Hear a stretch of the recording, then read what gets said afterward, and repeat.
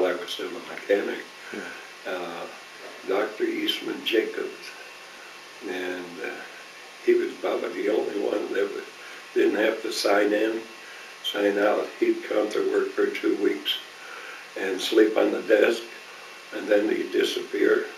It was just a real odd character, and we'd married 7 times, but he invented the axial flow compressor, which is the important part of the jet engine, and he did a marvelous job. And he and I put it together, and after it was all assembled that night, he came in and saw how it run, and it was efficient, walked out and disappeared and never came back. Wow. And it was years later, somebody told me, well, they were out in California and along the beach, and they came in town to get something to eat and went into a delicatessen, and there was Dr. Eastman Jacobs. Asleep on the counter. No, he was slicing bologna. Oh, really? You know, and his Jaguar was outside, so that's how he ended his. Well, they must have been continuing to pay him then, because I don't think he would have had the Jaguar for slicing bologna. I don't know. Well, he was a noted, scientist. Yeah. Huh. Yeah. That's interesting. So you had some real characters over the years. Yeah, and then there was Dr. Gerhard Gretzinger, who I worked with, and we built the cloud chamber, and he's written up in the encyclopedia as the most famous guy for cosmic energy, but we worked at atoms in the cloud chamber, and he took a liking for me, and when I was expecting Donna, he threw a birth party for us, and invited everybody, and I'm sure they came and didn't want it, but it was his thing over at our house, and he bought us a big buggy. Oh, that's nice. So yeah. Is that buggy still in the family? But he was quite a scientist, like I say. He was really maybe still noted in the science thing, but he was German, and he was an accomplished violinist and a mountain climber. And he went to Germany, and he died there. But he was another one of the characters. Yeah, it sounds like probably 30 years of characters. And that's scientists are characters. Yeah, you used to have Air Force One land out at NASA Lewis a fair amount, didn't you? Like Kennedy and different. Airport, and then they would be stationed at the Lewis hangars because of security.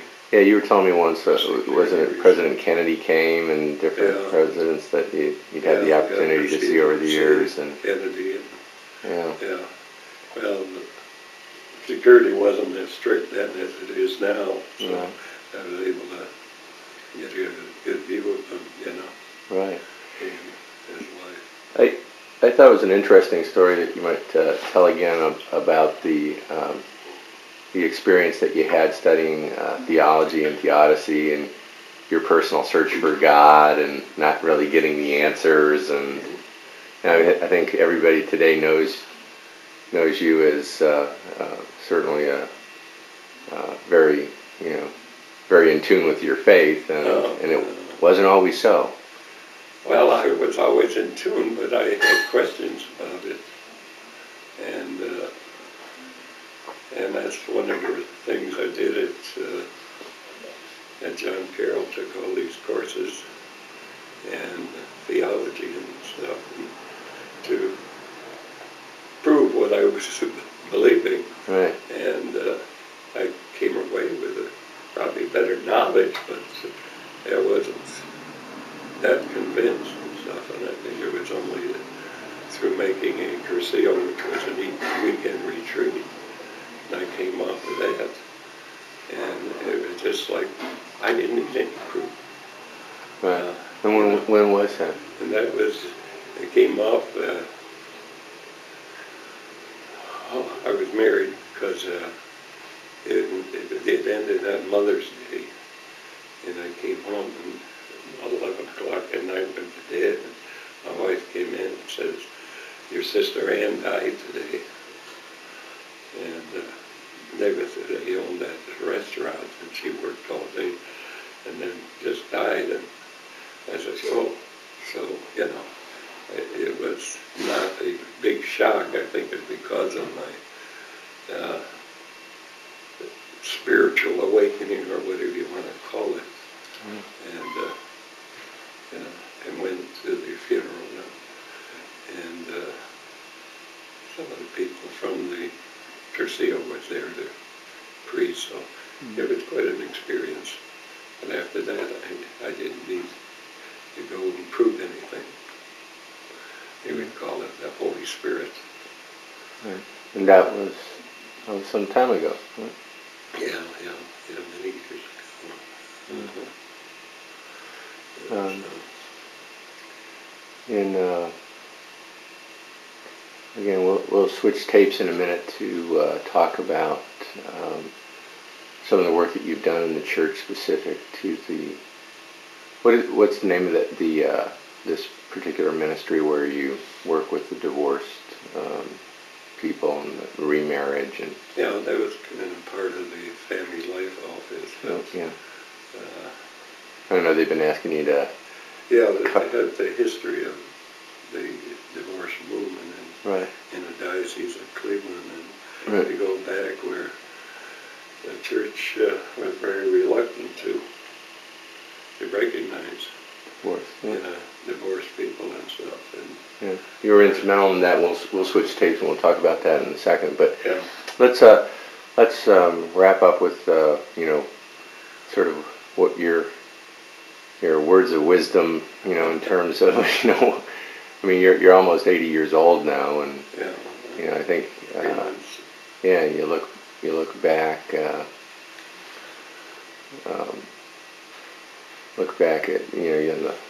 today is Haley's birthday, the 24th of January, and we were talking yesterday, the 23rd of January, 2004. But in May of 2004, you'll be 80. Yeah. I'll be 50 in June, so Yeah. I'm catching on again, I think. Yeah. But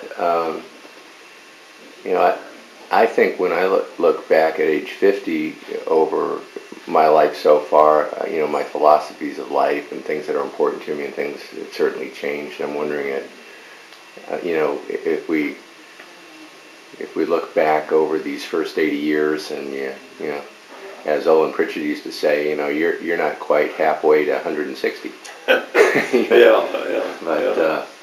But in the first 80 years,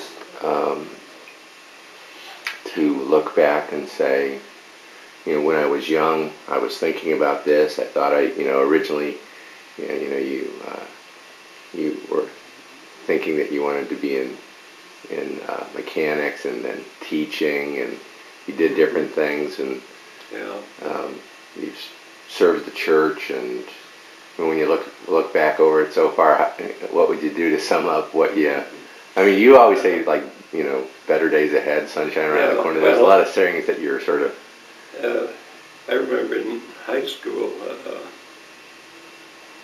I was an average student, or in college, or in high school, and I took all kinds of subjects, like I said, auto mechanics, bookkeeping, and one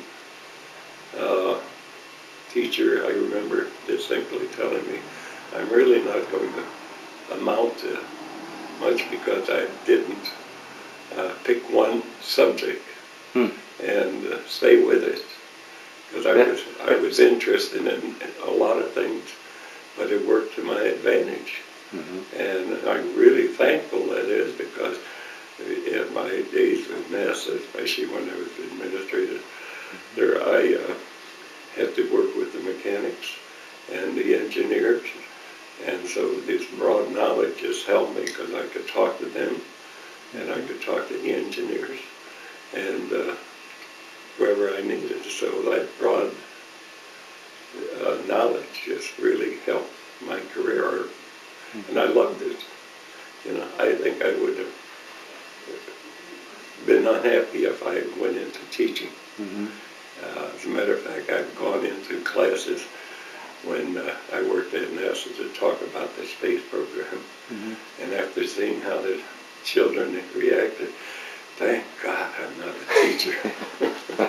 You know? Yeah. Yeah, it could be tough every day.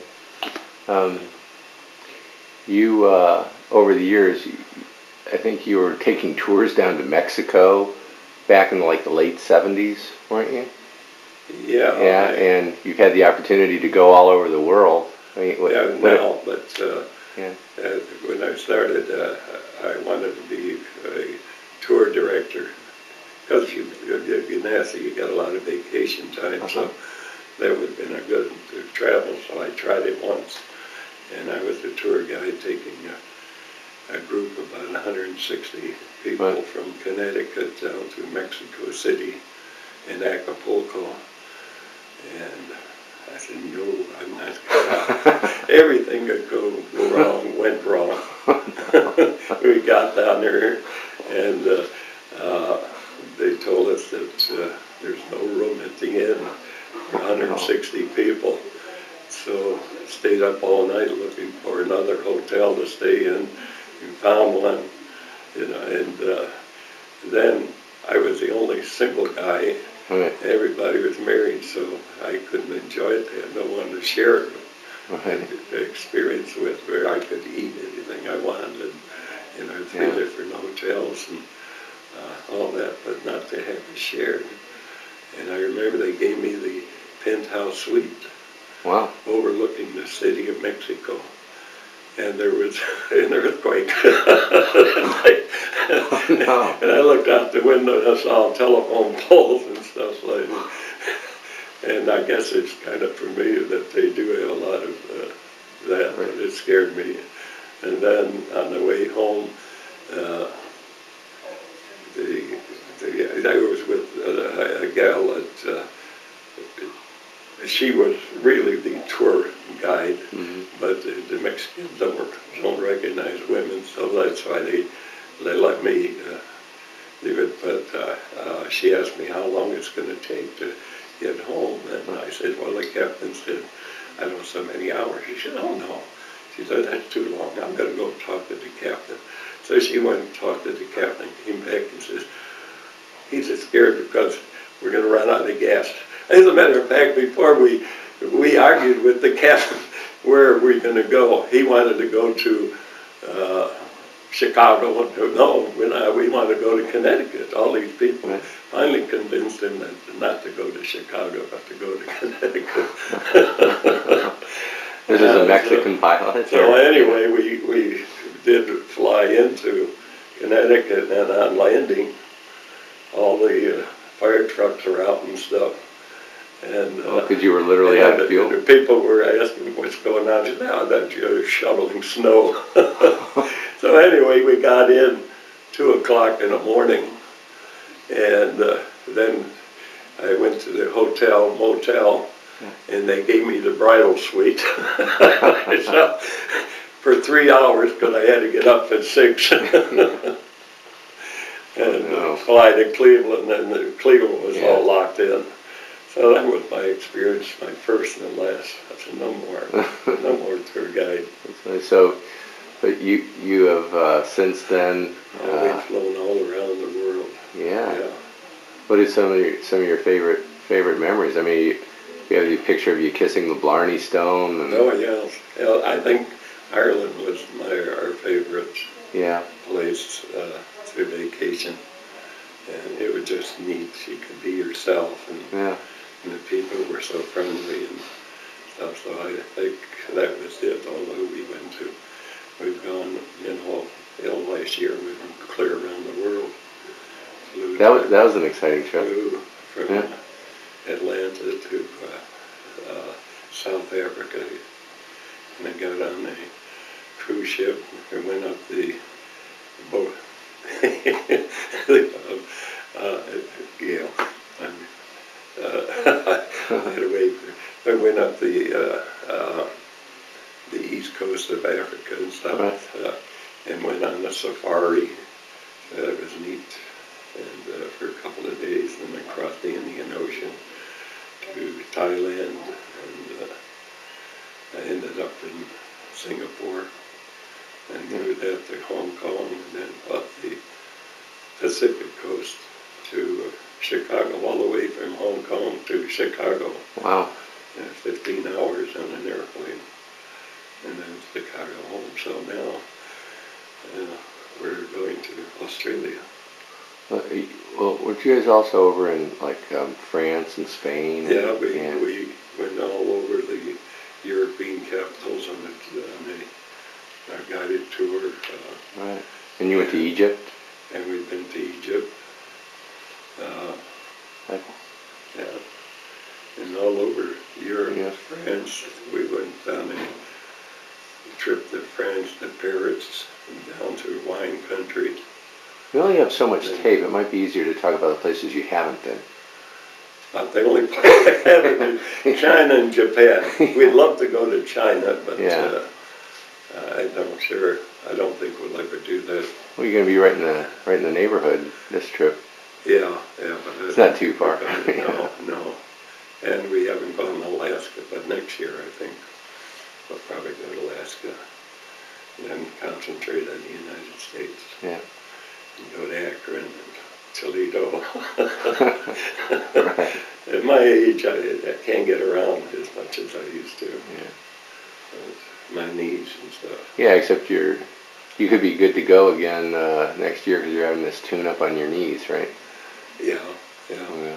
But I don't know how successful that's going to be at 80 years old. But we'll see. So, if it makes sense to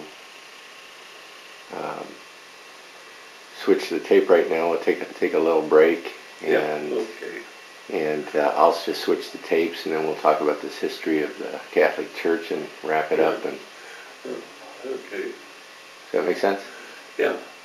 Okay. So.